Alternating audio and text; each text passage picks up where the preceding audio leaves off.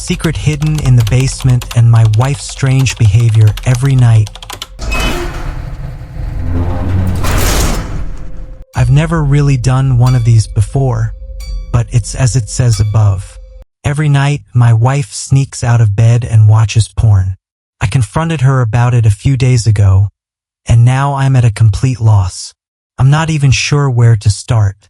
I'm 38, and my wife, Janet, is 37. She's beautiful, has long blonde hair and pretty blue eyes. She's the love of my life, always has been, and we've been together since we graduated high school. We've been married a long time, a long and happy marriage that I wouldn't trade for anything. We're both loyal, always have been, and she's been my saint and savior through all these years. All things considered, we live a pretty vanilla life, as I've heard people say. We have a nice house out in the country, in the middle of nowhere. We work hard during the week. I run a construction business and she manages the accounts, and do what every other normal couple does as far as I know. We're a team, we always have been, and we've always been up front with each other when there's an issue. We go out on Friday nights and go to church on Sunday. We don't have any enemies, that I'm aware of at least. Normal shit. We go to Luke Bryan concerts, for fuck's sake. I don't know why this is happening. I don't know what we did to start this. I'm getting distracted. I don't know when this started. I only know when I started noticing. About a week ago, I saw her slip out of bed for the first time and thought nothing of it. Everyone gets out of bed at night. To pee, to get a glass of water, a snack. It's normal. I had no reason to think it wasn't. I'm usually a heavy sleeper, but I happened to wake that first night. I saw her crawl out of bed, step into her slippers, and leave the bedroom in a groggy state as I had seen her do over 100 times in our relationship. I checked the alarm clock on the nightstand, and it was just after midnight. Maybe 12:30, it doesn't matter. I thought nothing of this and went back to bed. Like I said previously, we run a construction business. We have a bi-level house, and our computers are side by side on the basement level. She handles calls, payroll, has woken up during the night before to double check something she thought she forgot. I handle my own set of emails and estimates and what have you, so one of us burning the midnight oil is not uncommon. But the next day, when I got up, I found her sitting at the dining room table, silently drinking coffee. She looked haggard, like she hadn't slept at all. I asked her about it, and she waved me off and said she just wasn't sleeping well. She's shy and stubborn, and usually wouldn't let me know something was wrong unless it was catastrophic. I gave her a soft hug and kiss on the cheek, as I always did before getting ready for work. She jumped at my touch at first, before immediately apologizing as just saying she was just a little fried from not sleeping so well. She gets annoyed when I pester her over things like that, so I just let it go and went about getting ready to be on site on time. I had a feeling something was up, but I let it go. I should have asked about it.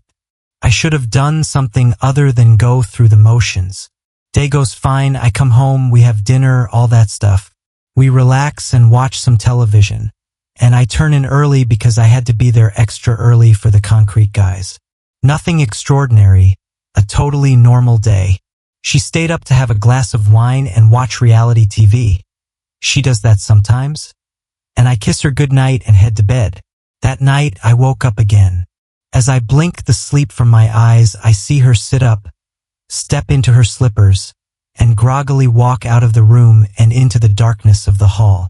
Again, normal, but I feel a little bad this time. Maybe it's stress and she's restless. I checked the time, sometime after midnight again. She usually doesn't stay up late, so she had to be sleeping for a few hours at least. I listened to her footsteps go down the hall and descend the steps that go to the basement. She didn't stop in the kitchen or use the bathroom, so I figured it had something to do with work.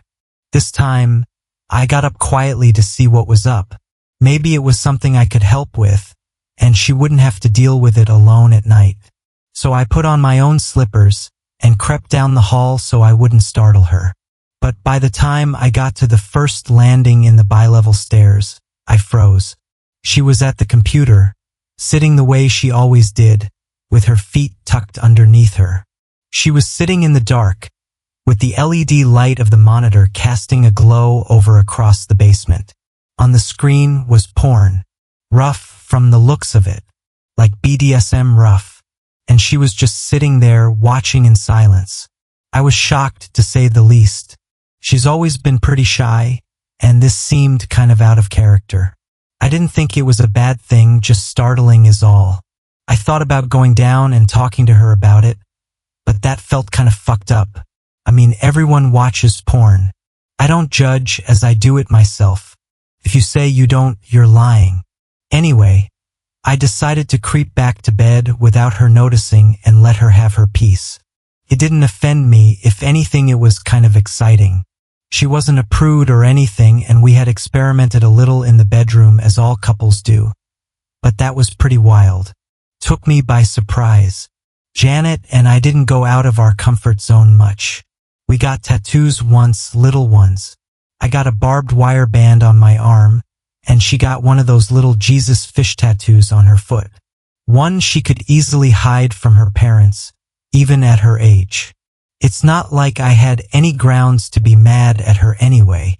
Even though I loved my wife and she's very attractive, I found I have a thing with women that have a lot of tattoos and piercings. I don't expect Janet to do anything like that, but it's just my thing. Like everyone has their things they look up in their own privacy. But her thing, it just felt like so much. I couldn't see much from my spot on the stairs, but it looked like a lot. Either way, I went to bed with a slight smirk and wondered if maybe I could use it to my advantage and spice things up. Maybe I wasn't providing something she was longing for. The next morning, however, I found her just as I did the previous, sitting at the table drinking coffee. She never got up this early on the concrete days, and this time she looked worse, like she hadn't slept at all. I asked her if everything was all right, if she slept okay, all that stuff, without bringing up the night before. She seemed off again, disturbed, even after prying a little. She kept reassuring me everything was all right. It seemed like she was lying this time, but I didn't want to bust her out and embarrass her. It felt like I was peeking in on her time, and it didn't feel right. Although worried, I let it go and got ready for work as usual. The day passed, and I thought of her in front of the computer the night before, sitting in the dark. I only felt a little betrayed, like I felt it was something she would be comfortable telling me. I would have dipped a toe into whatever she wanted me to. I decided maybe she just thought it was too taboo. That night, we had dinner and settled in for some TV as we usually did. She seemed exhausted, and I asked her if she wanted to call it early, but she just shook her head, no, busy scrolling on her phone. While we sat in the ambience of the whatever television program, I brought up a link to something I found on my lunch break, something to kind of break the ice on the subject without having to confess to seeing her in the act. It was a page on the Amazon marketplace, a little cute pair of fuzzy handcuffs that came with a red ball gag. To my surprise, she was irate, shaken. She nearly screamed and swatted my phone to the floor and asked me why I would suggest such a thing. That it was disgusting. That I was disgusting. I was confused. I wanted to bring up the night before, but I couldn't believe her reaction. And it hurt for her to say what she said in such a way. In the end, I apologized and went to bed in the doghouse as she opened a bottle of wine. Was it shame? Was she just embarrassed? Couldn't wrap my head around it. I didn't think it was that big of a deal. I would have come clean about the alt-girl thing if she would have asked. That night, it was the same thing. I woke up after midnight to her sitting up, nearly shambling out of the room. No bathroom, no kitchen, straight to the basement. I laid there for a while, unsure of what to do. I could just let her go, but she seemed to be literally not sleeping. Why was she staying up so late watching that stuff? I crept out just as I did the previous day, to the landing on the stairs. There she was, sitting silently in the dark, staring into the screen. Another scene that looked way rougher than anything I had searched up. And she was watching it like she was frozen solid.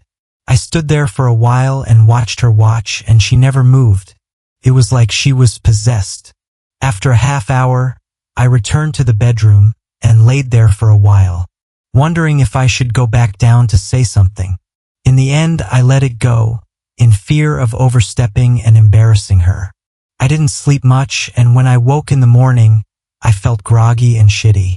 But it was nothing compared to how she looked, sitting at the table like it was the new norm.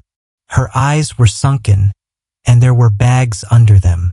She seemed jittery, paranoid, and even more distant than the previous day. The routine was the same, except we talked less, and she was shorter with me. I couldn't figure out why. It seemed so sudden and strange. It was just porn. It's not like she was a serial killer. This time, I decided I would confront her about it. Maybe if I caught her in the act, she would open up about it a little bit. After work, it was the same song and dance, dinner, TV, off to bed. She was so exhausted she went with me this time, but fell fast asleep shortly after her head hit the pillow. I watched her sleep, wondering what hell was happening, and I stayed awake long after, staring at the ceiling, waiting. Just when I thought it was over, or I had imagined the whole thing, I felt her stir.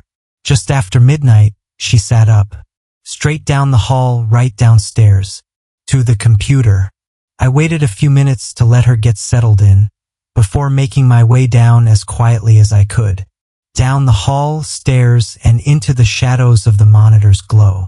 She was sitting there like usual, but this time she was positioned so she blocked the screen. I crossed the room quietly, and as I drew closer, I could start to hear the audio through the computer speakers. It was soft but busy, like the woman involved was having the time of her life. It reminded me of one of those Owen Gray videos, and I wondered if maybe she had dialed down the content to something a little more tame and attentive to the female actress. But the closer I got, the more I realized I was mistaken. It wasn't moans of pleasure but screams of agony, like someone was being tortured. The shrill noises gave me the chills, and I felt sick to my stomach. Janet didn't move a muscle. Her eyes plastered to the screen that was blocked from view. Another pained wail echoed from the video, and I started to feel nauseous. "Janet!" I called out, my own voice startling me. She didn't jump, didn't wheel around to see me. She just stayed there, her feet tucked under her as she watched. I took another step closer and she spoke, barely a whisper over computer's audio. Her words made my blood run cold. "Help me, babe," I said louder, this time rushing to her side. I put a hand on her shoulder to shake her, but it was like trying to move a stone statue. When I looked at the screen, I was completely repulsed. Playing on the computer was a video of a woman being brutalized. She blindfolded, bound and gagged, her entire nude body covered in a film of blood. Surrounding her were three men clad in black, each wielding a stained blunt object that they took turns hurting her with. A bat, a hammer, brass knuckles. They looked over her slowly, their faces shielded by a plain porcelain mask. The women begged for her life, as they bruised muscle and broke bones, her hair a matted mess of crimson and blonde. As I watched in horror, the hammer wielder went to work on her toes. "What the fuck?" I shouted. "Help me," Janet muttered, unable to move.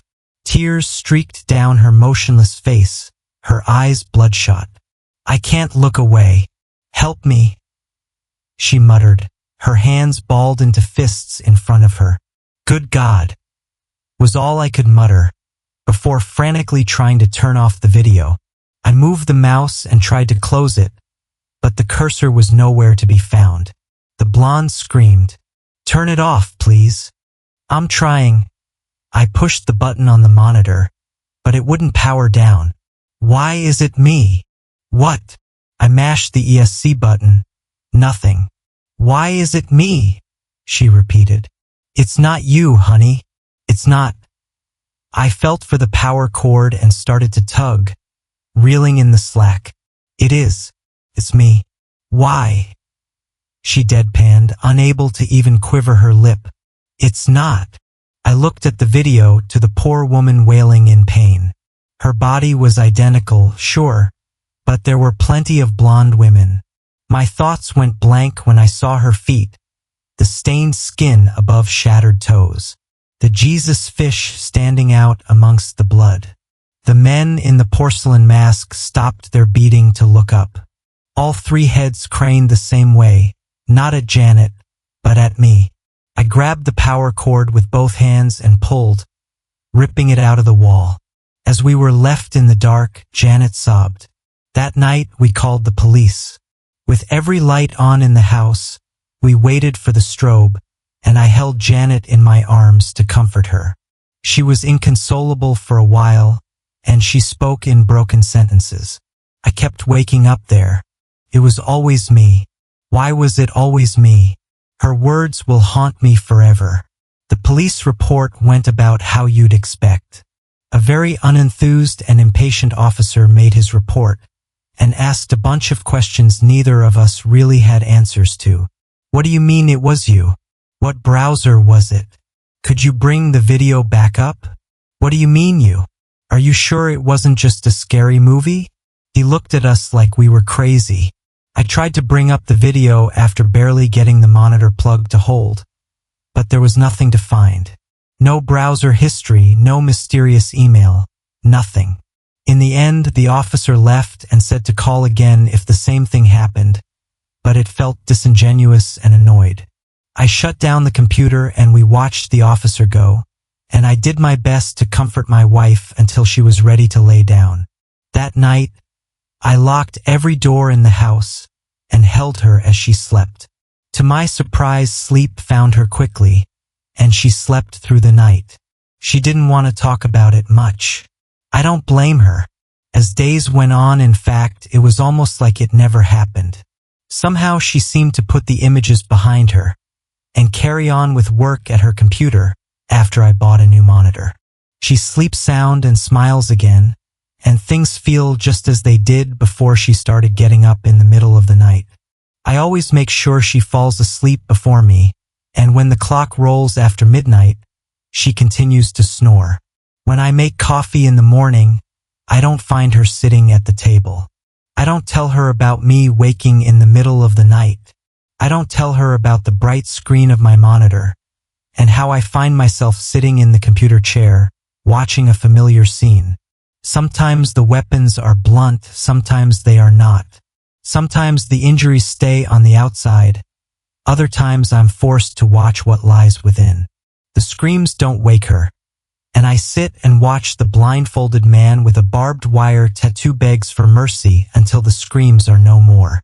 The porcelain men are getting more creative as time goes on, but I keep watching. Even if I had a choice, we're a team, her and I. At least I know she's sleeping soundly again. I don't know where this came from, or how it found us. I don't know what it is or why. I don't know what to do. What do I do?